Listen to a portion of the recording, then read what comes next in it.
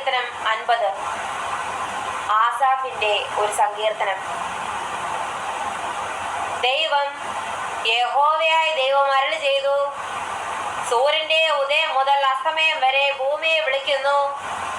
സൗന്ദര്യത്തിന്റെ പൂർണ്ണതയായ സിയോനിൽ നിന്ന് ദൈവം പ്രകാശിക്കുന്നു. നമ്മുടെ ദൈവം വരുന്നു, മൗനമായിരിക്കേയില്ല. അവന്റെ മുൻപിൽ തീ ദഹിപ്പിക്കുന്നു. അവന്റെ ചുറ്റും വലിയൊരു കൊടുങ്കാറ്റടിക്കുന്നു. തന്റെ ജനത്തെ ന്യായം വിധിക്കേണ്ടതിന് അവൻ മേലിൽ നിന്ന് ആകാശത്തെയും ഭൂമിയെയും വിളിക്കുന്നു. യാഗം കഴിച്ച് എന്നോട് നിയമം ചെയ്തവരായ എന്റെ വിശുദ്ധന്മാരെ എന്റെ അടുക്കൽ കൂട്ടുവിൻ. ദൈവം തന്നെ ന്യായാധിപതി ആയിരിക്കുകയാൽ ആകാശം അവന്റെ നീതിയെ ഘോഷിക്കും.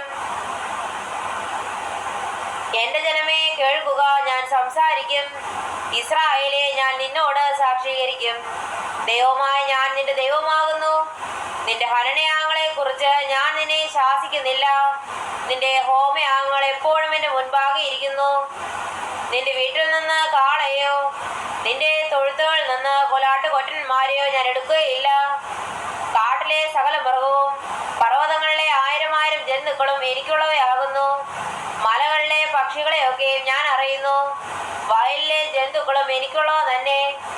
എനിക്ക് വിശന്നാൽ ഞാൻ നിന്നോട് പറയുകയില്ല. ഭൂലോകവും അതിന്റെ നിറവും എന്റേതത്രേ. ഞാൻ കാളകളുടെ മാംസം തിന്നുമോ? കോലാട്ടുകൊറ്റന്മാരുടെ രക്തം കുടിക്കുമോ? ദൈവത്തിന് സ്തോത്രയാഗം അർപ്പിക്കുക. അത്യുന്നതിന് നിന്റെ നേർച്ചകളെ കഴിക്കുക. കഷ്ടകാലത്ത് എന്നെ വിളിച്ചപേക്ഷിക്കുക. ഞാൻ നിന്നെ വിടുവിക്കുകയും നീ എന്നെ മഹത്വപ്പെടുത്തുകയും ചെയ്യും. എന്നാൽ ദുഷ്ടനോട് ദൈവം അരുളി ചെയ്യുന്നു, നീ എന്റെ ചട്ടങ്ങളെ അറിയിക്കുവാനും എന്റെ നിയമത്തെ നിന്റെ വായിലെടുക്കുവാനും നിനക്ക് എന്ത് കാര്യം? നീ ശാസനയെ വെറുത്ത് എന്റെ വചനങ്ങളെ നിന്റെ പുറകിൽ എറിഞ്ഞു കളയുന്നുവല്ലോ. കളനെ കണ്ടാൽ നീ അവന് അനുകൂലപ്പെടുന്നു. വ്യഭിചാരികളോട് നീ പങ്കുകൂടുന്നു. നിന്റെ വായ നീ ദോഷത്തിന് വിട്ടുകൊടുക്കുന്നു. നിന്റെ നാവ് വഞ്ചന പിണയ്ക്കുന്നു. നീ ഇരുന്ന് നിന്റെ സഹോദരന് വിരോധമായി സംസാരിക്കുന്നു. നിന്റെ അമ്മയുടെ മകനെ കുറിച്ച് അപവാദം പറയുന്നു. ഇവ നീ ചെയ്ത് ഞാൻ മിണ്ടാതിരിക്കുകയാൽ ഞാൻ നിന്നെ പോലെയുള്ളവനെന്ന് നീ നിരൂപിച്ചു. എന്നാൽ ഞാൻ നിന്നെ ശാസിച്ച് നിന്റെ കണ്ണിന് മുൻപിൽ അവയെ നിർത്തിവെക്കും.